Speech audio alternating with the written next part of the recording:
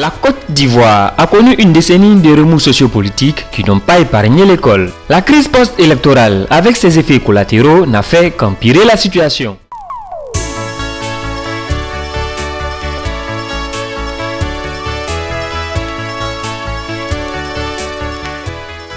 Et c'est dans ces conditions difficiles que Mme Kandia Camara a pris les rênes du vaste ministère de l'Éducation nationale, avec à charge l'enseignement primaire et l'enseignement secondaire. Mission difficile mais pas impossible. Les premiers contacts avec les acteurs et partenaires du système éducatif ont permis d'établir la confiance au sein de l'école et surtout de sauver l'année scolaire 2010-2011 en organisant les examens sur toute l'étendue du territoire national.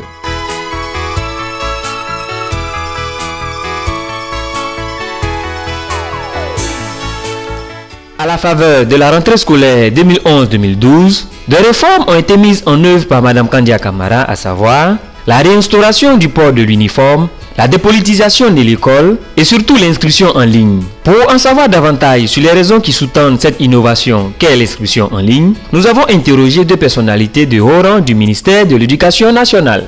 L'inscription en ligne est multiple. D'abord, l'inscription en ligne pour répondre d'abord à certains besoins. Je le dis toujours, besoins exprimés par les fondateurs de l'enseignement privé qui, dès la nomination de Mme le ministre Kandia Camara, l'ont rencontré au Golfe en faisant part de certaines de leurs préoccupations. L'une de leurs préoccupations était la suivante, que l'inscription parallèle leur créait beaucoup de problèmes parce que des chefs d'établissement public recrutaient leurs élèves de telle sorte qu'eux-mêmes avaient des établissements qui se vidaient. Donc, il fallait trouver une stratégie pour régler ce problème qui, effectivement, est un problème même au niveau du rendement scolaire même général. Le deuxième élément, c'est que nous avons un problème depuis des années. Nous sommes incapables de vous dire combien d'élèves exactement nous avons en Côte d'Ivoire. Je dis bien combien d'élèves nous avons en Côte d'Ivoire.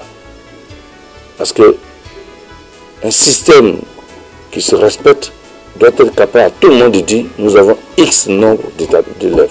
Or, nous ne sommes pas capables de vous le dire. Non seulement pour le privé, mais aussi pour le public. Et pour nous, avoir une base commune qui devait nous permettre de vraiment maîtriser les effectifs était important. Ce produit ou cet outil nouveau qui a été mis à la disposition de notre ministère et à la disposition de tous nos usagers, à savoir les parents d'élèves, les élèves et les autres partenaires, est un outil qu'il fallait créer. Nous sommes arrivés à un stade d'évolution de l'histoire de notre pays qui est tel que nous devons rentrer dans la modernité.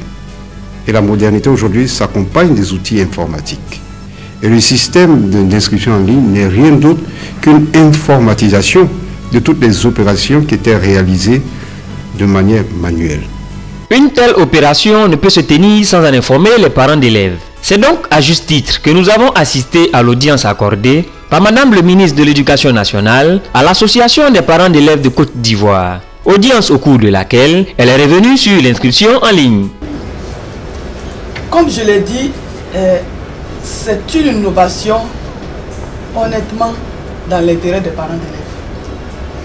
Parce que dès que nous sommes arrivés, mais avant que nous n'arrivions, parce que nous-mêmes nous sommes parents d'élèves, j'ai 4 enfants, tous ici, tous les membres du cabinet sont parents d'élèves, donc nous sommes même membres de vos associations puisque nous sommes parents d'élèves. Et donc, en tant que parents d'élèves, nous avons fait un certain nombre de constats. Les frais d'inscription n'étaient pas homologués. C'était parfois même pas selon les établissements, parfois c'était à la tête du client. Dans la même école, vous pouvez trouver un parent d'élève qui payait peut-être 5 000, à d'autres on demandait 10 000, il y en a même à qui on demandait 20 000, et finalement cela variait aussi d'une école à une autre. Et il y avait beaucoup d'abus. Les parents d'élèves ne cessaient de s'en plaindre. Et c'est pour cette raison que nous avons imaginé une solution. Pour faire en sorte que le taux fixe où le taux fixé soit respecté. Ça, c'est la première raison de l'inscription en ligne. La deuxième raison, nous n'avions pas de fichier fiable en ce qui concerne le nombre de nos élèves dans les établissements. Quand on demandait des chiffres au jour d'aujourd'hui, vous vérifiez, même vous pouvez vous renseigner dans le ministère, les chiffres varient, le nombre d'élèves en Côte d'Ivoire, les chiffres varient selon la structure qui vous les donne. Vous allez demander à une structure, on vous dira dans tel établissement, il y a tel nombre d'élèves. Vous vous adressez au chef d'établissement, lui il va vous donner un autre chiffre. Donc ça veut dire qu'à ce niveau-là, il y avait un besoin d'avoir des chiffres fiables. Parce que nous parlons d'éducation. Aujourd'hui, nous avons l'ambition de faire en sorte que le gouvernement puisse jouer sa partition en mettant en place des structures à la disposition du système éducatif, en mettant en place des équipements, en mettant en place un certain nombre d'outils, mais cela a besoin de planification. Et pour que cela soit planifié, il faut qu'on sache combien d'enfants nous avons. Est-ce que le nombre de structures que nous avons, le nombre est suffisant? Si ce n'est pas suffisant, combien d'autres structures, ou infrastructures scolaires il faut créer? Comment les équiper, etc. etc. Donc nous avions ce problème-là. Je pense que c'est le même souci d'ailleurs qui a guidé et qui guide depuis quelque temps le ministère de la fonction publique. Parce que là aussi, on ne sait pas le nombre de fonctionnaires qu'il y a en Côte d'Ivoire. Parce que ça se fait, bon, selon la personne qui travaille sur la matière. Et c'est pour cette raison que nous avons réfléchi. Pour voir comment avoir des chiffres fiables. Pour que nous puissions savoir le nombre exact d'élèves que nous avons par établissement. Et ensuite, évidemment, au plan national. Donc, nous avons choisi cette méthode-là, qui est électronique, qui est fiable. Sincèrement, en venant ici, j'étais très fâché. Avec quel sucre? J'étais vraiment fâché. Mais l'intervention qu'elle a eue, ça m'a apaisé à 90%. Bravo. Ça, vraiment, je lui dis merci. Qualifié d'outils électroniques et fiables, nous avons tenu à savoir les avantages qu'offre l'inscription en ligne. Maîtriser les effectifs permet d'avoir plusieurs avantages. Un, ça nous permet de mieux planifier les constructions des classes, de mieux planifier le recrutement des enseignants, surtout pour le secondaire, c'est très important. Mais cela nous permet aussi de faire des prévisions lointaines au niveau de la Côte d'Ivoire. Et puis enfin, un autre avantage des inscriptions parallèles, c'est qu'elle doit nous permettre nous-mêmes d'avoir des effectifs maîtrisables pendant les examens scolaires. Parce que les examens scolaires, vous savez, on est obligé de traîner à refaire des inscriptions. Or, si nous inscrivons correctement en ligne, nous devons avoir de manière automatique et rapide les effectifs des candidats aux examens. Ce qui permet donc de les préparer déjà d'avance et permet surtout de prévoir tout ce qu'il faut pour organiser nos examens. Et puis vous avez un dernier élément, c'est que l'inscription en ligne même est un outil qui doit nous permettre, partout où nous sommes et à tout moment, de donner les données chiffrées que nous possédons au niveau de nos effectifs. Nous commençons par les élèves, mais demain vous verrez aussi au niveau des enseignants, et puis vous verrez aussi au niveau bien de l'enseignement primaire demain. Que retenir? Deux choses essentielles. L'inscription en ligne aujourd'hui nous permet d'aboutir à une maîtrise de nos effectifs. Je peux vous donner des chiffres tout à l'heure. Cet outil nous permet également de sécuriser les fonds. Voilà les deux grandes idées qu'il faut retenir de l'inscription en ligne, si bien que nous pouvons dire que c'était une nécessité. Et nous sommes heureux qu'il y ait eu justement l'application de ce produit. L'inscription en ligne avec CELPED a été profitable pour nous, décideurs de l'éducation nationale, en ce sens que nous avons les données fiables. Aujourd'hui, nous savons combien d'élèves nous avons dans notre draine. Or, les années dernières, il fallait attendre que les rapports du premier trimestre arrivent d'abord, avant que nous n'ayons l'effectif définitif de nos draines. Donc, je peux dire que c'est avantageux.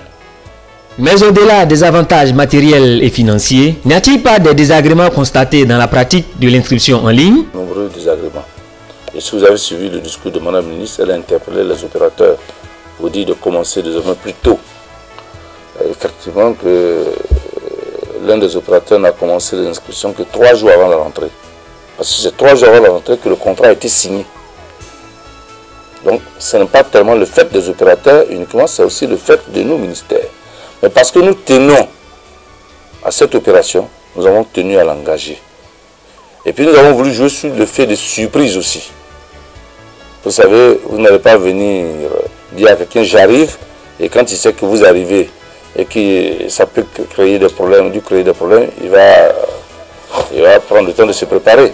Donc ça a été effectivement un phénomène que nous constatons effectivement et que nous reconnaissons. Notamment les files d'attente, notamment aussi les modalités même de paiement et comme vous avez de la répartition de l'opérateur. Mais ce sont des choses que nous allons réparer l'année prochaine. Madame le ministre l'a dit, on commencera l'opération plus tôt. Déjà peut-être en juin, nous allons dire déjà que l'enfant qui sait qu'il passe en classe supérieure peut aller s'inscrire. Il pourra aller s'inscrire déjà.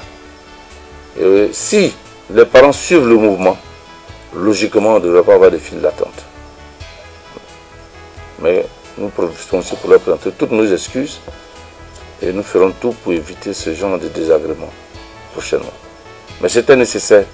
C'était nécessaire parce que vous savez, lutter contre l'inscription parallèle, je le dis toujours, c'est lutter aussi surtout contre le mauvais enseignement et améliorer l'apprentissage des enfants.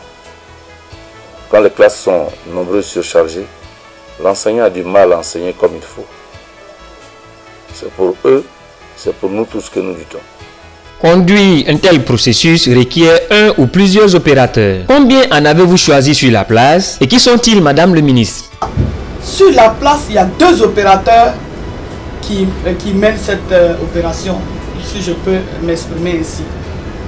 Il y a la société MTN et il y a CELPED.